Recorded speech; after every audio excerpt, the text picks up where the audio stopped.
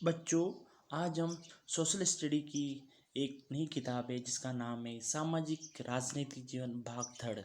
इसके पहले चैप्टर का नाम है विविधता की समझ। अर्थात बच्चों, तीसरी किताब है जिसका नाम है सामाजिक राजनीति जीवन भाग थर्ड। पहला अध्याय है विविधता की समझ। बच्चों, आप देखेंगे अपनी कक्षा में चारों तरफ नज़र दौड़ाइए। क्या कोई ऐसी साथी है जो बिल्कुल आपकी तरह दिखती हो? अर्थात बच्चों, आपकी क्लास के अंदर वो सभी बच्चे होते हैं, लेकिन सभी विभिन्न तरह की विभिन्नताएं उसमें पाई जाती है। इस पाठ में आप पढ़ेंगी कि लोग एक दूसरे से कई मामलों में भिन्न होते हैं। अर्थात बच्चों, आपने देखा होगा आपके सहपाठी सभी की अलग अलग खूबी होती है। कोई होशियार होता है, कोई तीव्र बुद्धि का होता है, कोई थोड़ा निम्न बुद्धि का होता है। वह न केवल अलग दिखते हैं बल्कि वे अलग अलग क्षेत्रों से भी आते हैं। अर्थात बच्चों, कोई बच्चा ड्राइंग में होशियार है, कोई मैथ्स में, कोई सोशल स्टडी में, कोई ईवीएस में, कोई बच्चा गेम्स में, कोई ड्राइंग में। अर्थात बच्चों, विभिन्न तरह की सभी बच्चों में प्रतिभा होती है।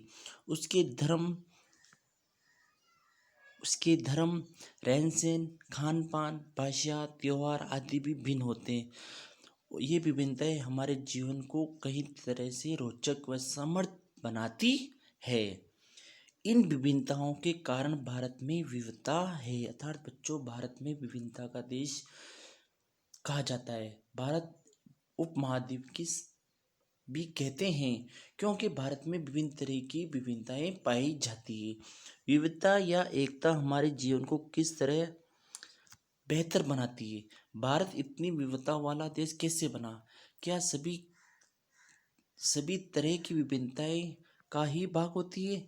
चलिए, कुछ उत्तर पाने के लिए इस पाठ को हम पढ़ते हैं। अर्थात बच्चों, हम पाठ को पढ़ रहे हैं। विविधता की पाठ आपको समझ में आया होगा।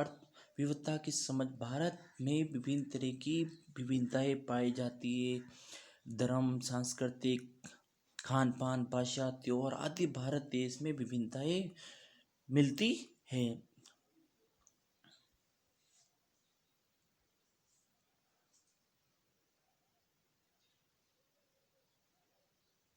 बच्चों, आपकी उम्र के 3 बच्चों के ऊपर 3 चित्र बनाए हुए हैं। खाली बक्से में अपना चित्र बनाइए। क्या आपका अपना चित्र अन्य चित्रों जैसा ही होता है? बच्चों, आपके सामने स्क्रीन के ऊपर 3 डायग्राम दिखाई दे रहे हैं। तो बच्चों, अर्थात तीनों डायग्राम अलग अलग दिखाई दे रहे हैं, सेम नहीं दिखाई दे रहा। कहने का अर्थात ये मतलब हुआ, आपके चित्र अन्य चित्रों जैसा ही है। हो सकता है कि आपका चित्र इन तीनों से बहुत ही भिन्न हो, जैसे कि ये तीनों चित्र आपस में एक दूसरे से नहीं मिलते हो। ऐसा इसलिए कि हम सबका चित्रकारी करने का अलग अलग तरीका, जिस तरह हमारी चित्रकारी में विभिन्नता होती है, उसी तरह हमारे रंग रूप, खान पान आदि में भी विभिन्नता होती है। अर्थात बच्चों, डायग्राम के द्वारा ये बताया गया है कि आपकी डायग्राम में भी विभिन्न तरह की विभिन्नताएं देखने को मिलती है।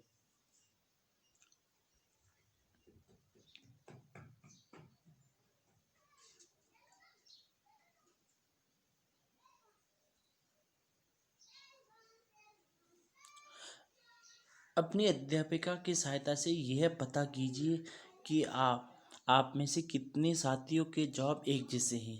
क्या कक्षा में ऐसे साथी भी है जिसकी सूची आप सूची से हूबहू मिलती है? शायद नहीं। हालांकि ऐसा होगा, कई साथियों के कुछ जवाब आपके जवाबों से मिलते जुलते होंगे। कितने साथियों को कितने साथियों को आप जैसी किताब पढ़ना पसंद है? आपकी कक्षा में विद्यार्थी कुल मिलाकर कितनी भाषाएं बोलते हैं? इनसे अब तक आपको ये अंदाज़ा हो गया होगा, कई मामलों में आप अपनी साथियों की तरह, कई मामलों में आप उनसे बिल्कुल अलग हैं।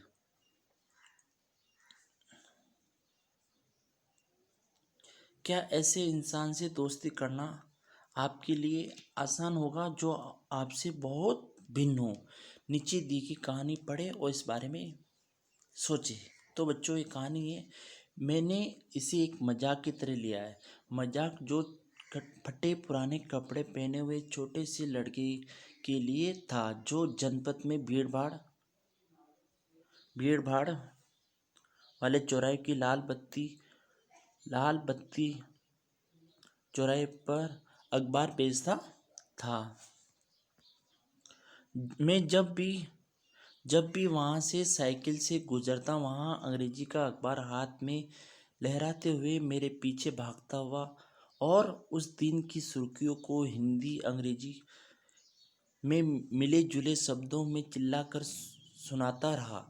एक बार वह पटरी के सहारे रुका और मैंने उनसे हिंदी का अखबार मांगा। उसका मुंह खुला तो खुला ही रह गया। उनसे पूछा, मतलब आपको हिंदी आती है? बिल्कुल, बच्चा बोलता है, बिल्कुल, मैंने अखबार के पैसे देते हुए कहा। क्यों क्यों तुमने क्या सोचा? वह रुका। पर आप लगते हो कि बड़े अंग्रेज हो। वह बोला, मतलब आप हिंदी पढ़ सकते हो? वह बच्चा बोलता है, हिंदी के अंदर जवाब देता है।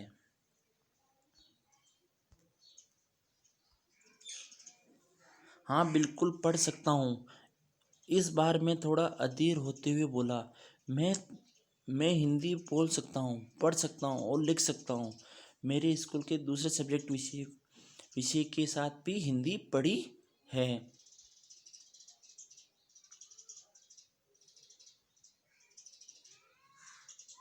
सब्जेक्ट उनसे पूछा।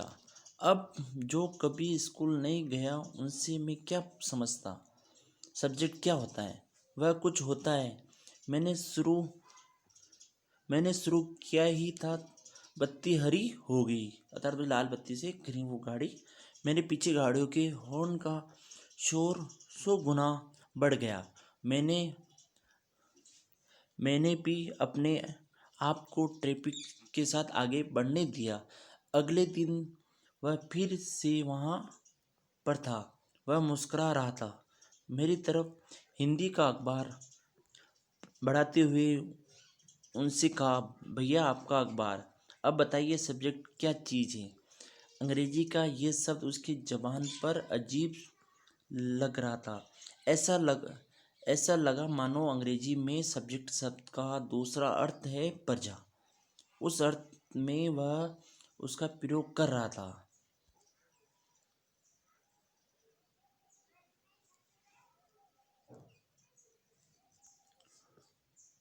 ओह, ये सब कुछ पढ़ाई लिखाई से संबंधित है, मैंने कहा। उसके बाद चूंकि लाल बत्ती हो गई थी, सो मैंने पूछा, तुम कभी स्कूल गए हो?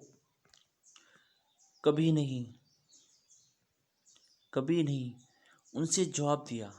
फिर बात बढ़ाते हुए उनसे गर्व से कहा, मैं इतना ऊंचा था तभी मैंने काम करना शुरू कर दिया था।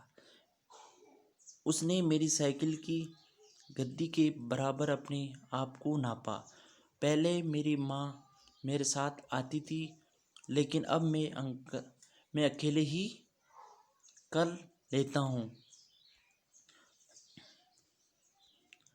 अभी तुम्हारी माँ कहाँ है? मैंने पूछा। तब हरी बत्ती हो गई थी और मैं चल पड़ा।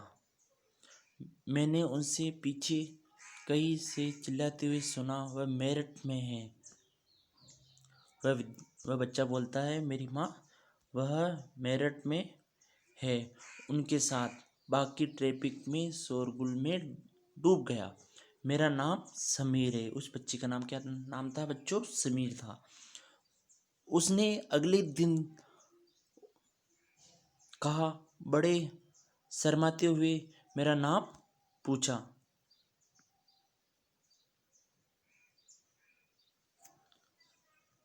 आपका नाम? ये तो बड़े आश्चर्य की बात है। मेरी साइकिल डगमगाई। मेरा नाम भी समीर है, मैंने बताया। क्या? उसकी आंखें एकदम से चमक उठी। हाँ, मैंने मुस्कुराते हुए कहा। तुम्हें पता है समीर का अर्थ क्या होता है बच्चों? हवा। हवा। वह व्यक्ति उस बच्चे को बोलता है, हवा, पवन। पवन पुत्र कौन जानते हो? हनुमान।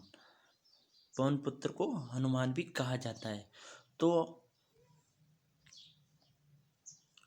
तो अब से आप समीर और मैं समीर दो।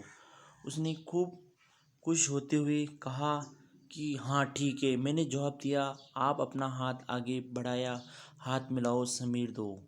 उसका छोटा सा हाथ मेरे हाथ में एक नन्ही साइकिल की तरह समा गया।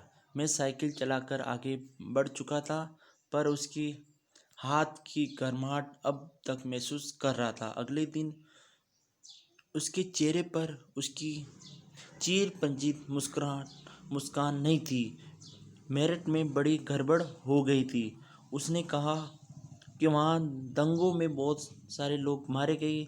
मैंने मुख्य अखबार की सुर्खियों की तरफ देखा। बड़े बड़े अक्षरों में लिखा हुआ था सांप्रदायिक दंगे। लेकिन समीर ने मैंने शुरू क्या ही था।